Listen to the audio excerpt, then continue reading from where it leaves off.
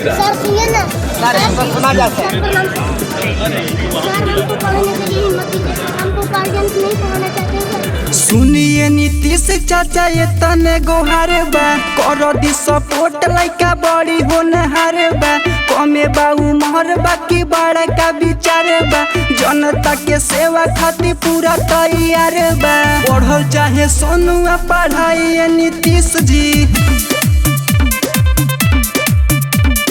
बनी आई ऐसे सुधारी अपन देश जी। सुनिए नीतीश चाचा ये तने गोहार बा करो दी सपोर्ट लइका बड़ी होनहार बा कमे बा उमर बाकी बड़ा का विचार बा जनता के सेवा खातिर पूरा तैयार बा पढ़ल चाहे सोनुआ पढ़ाई नीतीश जी बनी आई ऐसे सुधारी अपन देश जी। और हमको ये मांग है सर कि हमको शिक्षा चाहिए और सरकारी स्कूल में सर शिक्षा नहीं होती है। और हमको पापा जो है वो शराब पीते हैं और ताली पीते हैं, उसमें हमारा सारा पैसा खत्म हो जाता है और जो हम पढ़ा करके लाते हैं वो भी पैसा वो ले लेते हैं। रौरे सपोर्ट के जरूरी बाट जी लइका लगे बड़ी मजबूरी बाट जी बादी पौधे आन रउआ दीना विशेष जल्दी एडमिशन खातिर कोई दिया देश पढ़ल चाहे सोनुआ पढ़ाई नीतीश जी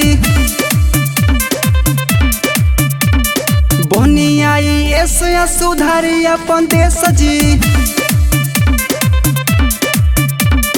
सुनिए नीतीश चाचा ये तने गोहार बा करो दी सपोर्ट लइका बड़ी होनहार बा कमे बा उमर बाकी बड़ा का विचार बा जनता के सेवा खातिर पूरा तैयार बा पढ़ल चाहे सोनुआ पढ़ाई नीतीश जी बनी आई ऐसे सुधारी अपन देश जी। हमको कहना ये है सर कि जो सरकारी स्कूल है वहाँ पर पढ़ाई नहीं होती है, सर को ही नहीं आता है सर। हम पढ़े के सुविधा नहीं रहे के बा घर और जी करेले राइटर पिंटू विशाल कहेले कृष्णा संगे पवन दीपक सोनुआ के दे दिए गो रहे खातिर घर पढ़ल चाहे सोनुआ पढ़ाई नीतीश जी बनी आई ऐसे सुधारी अपन देश जी।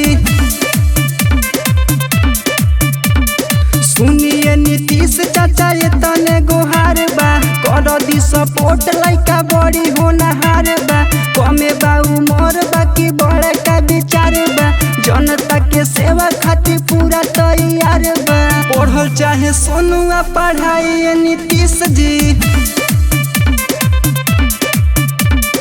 बनी आई ऐसे सुधारी अपन देश जी।